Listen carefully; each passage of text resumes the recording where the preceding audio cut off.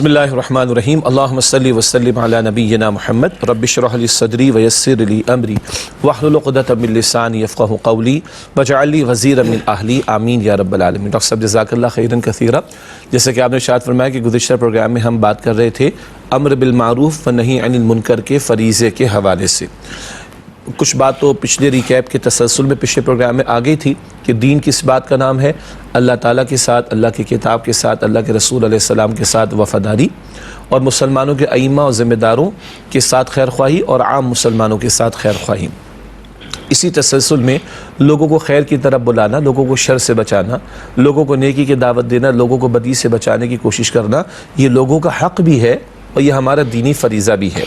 پھر ہم نے یہ بات بھی جانی پچھلے پروگرام میں سورہ اعراف کی آیت نمبر 157 کی روشنی میں کہ یہ ذمہ داری خود حضور کی بھی تھی صلی اللہ علیہ وآلہ وسلم کہ نیکی کا حکم دینا اور بدی سے روکنا۔ پھر ہم نے یہ جانا کہ امت مسلمہ کو تو اسی کام کے لیے کھڑا کیا گیا۔ ختم نبوت کے بعد اب یہ ذمہ داری امت مسلمہ کے کاندھوں پر ہے۔ چنانچہ سورہ آل عمران آیت نمبر 110 کا حوالہ دیا گیا کہ یہ امت کیوں خیر امت ہے، یہ نیکی کا حکم دے گی اور بدی سے روکے گی۔ پھر یہ ذکر ہوا جو ابھی آپ نے انٹرو میں بات بیان فرمائی کہ ایک نہیں، دو نہیں، تین نہیں، 10 مرتبہ یہ دونوں باتیں اللہ تعالیٰ نے قرآن پاک میں ساتھ ساتھ بیان فرمائی۔ نیکی کا حکم دینا ہے، بدی سے روکنا ہے۔ ایک نقطے کا اضافہ کر لیتے ہیں، یہ کیوں اتنا ایمفسس ہے ہمارے معاشرے میں؟ آپ نے اشارہ بھی تفصیل بھی بیان فرما دی تھی پچھلے پروگرام میں، اور ابھی آپ نے اشارہ بھی فرمایا۔ ایک تصور ہے اچھی اچھی باتیں کرو، میٹھی میٹھی باتیں کرو، لوگوں کو ناراض نہ کرو، بس لوگ اچھے ہو جائیں گے، سب ٹھیک ہو جائے گا۔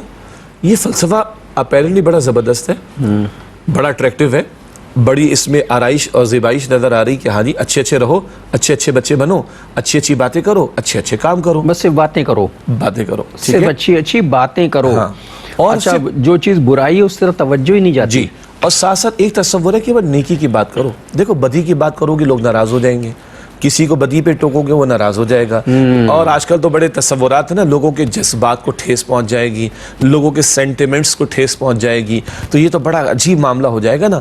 اب اپیرنٹلی دیکھیں تو یہ فلسفہ بڑا زبردست لگ رہا ہے، لیکن اس کی جڑ اور بنیاد میں جائیں تو اب یہ 10 مرتبہ کیوں بار بار گنوایا؟ اللہ تعالیٰ تو دونوں باتیں ساتھ ساتھ 10 مرتبہ بیان فرما رہا ہے، اور تم کہہ رہے ہو کہ بس نیکی نیکی کی بات کرو، اچھی اچھی باتیں کرو، بدی کی بات نہ کرنا، گناہ کی بات نہ کرنا، اس کی مذمت نہ کرنا، لوگ ناراض ہو جائیں گے۔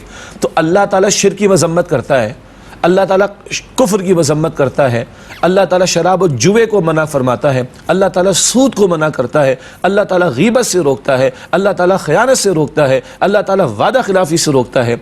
تو اللہ تعالیٰ تو ان ساری برائیوں سے روک رہا ہے، تو کیا کہنا چاہ رہے ہو؟ اللہ کے کلام کے برعکس اللہ کے نبی علیہ السلام نے بار بار میں نے پچھلی مرتبہ حدیث پیش کی، تم لازماً نیکی کا حکم دو گے، لازماً بدی سے روکو گے، دونوں باتیں ساتھ ساتھ، تم لازماً نیکی کا حکم دو گے، لازماً بدی سے روکو گے، اور اگر تم نے کام نہ کیے، فریضہ انجام نہ دیا، تو اندیشہ ہے کہ تم پر اللہ تعالیٰ کا عذاب آئے گا، پھر تم دعائیں کرو گے، تمہاری دعائیں قبول نہیں ہوں گی۔